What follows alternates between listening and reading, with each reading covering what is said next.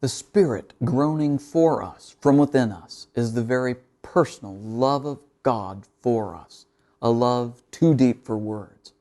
And the Father's sovereign love for us across all time and all circumstance is a love too large for words, a great mystery, a greater certainty.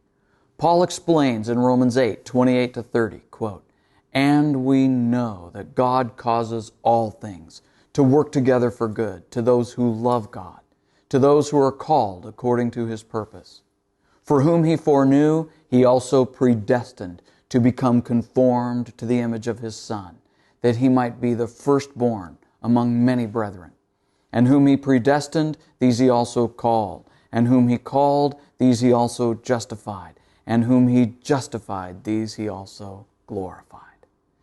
Now, Paul begins with three words of absolute confidence. And we know that God causes all things to work together for good to those who love God, to those who are called according to His purpose. Those first three words are the most important.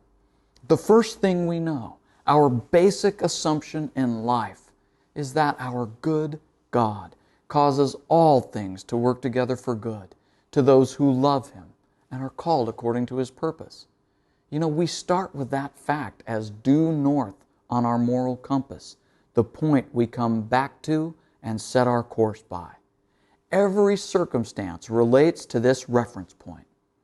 And we know this is true, regardless of changing winds of circumstance. And we know this is true, regardless of dreams broken or fulfilled. And we know this is true, regardless of success or failure, sickness or health. And we know that our sovereign and good God has a timeless plan and purpose for each believer to be like Christ.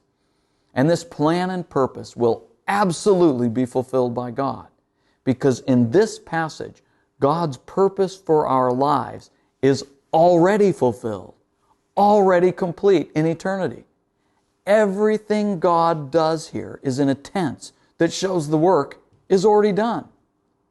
He foreknew each of us, done and dusted. He predestined each of us to be conformed to the image of His Son, Jesus Christ, done and dusted. He called each believer, done and dusted. He justified each believer, done and dusted. And He glorified each believer, done and dusted. In this day and age, where it feels like we have to look out for number one to get ahead, we discover that our lives have been marked out from before the beginning to follow the plan and purpose of God. Nothing that happens is an accident. No trial or difficulty has not been planned and purposed. Our lives are not random, nor guided by some mysterious fate.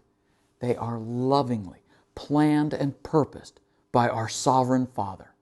The sovereign love of the Father for us is too large for words, and we know it is true.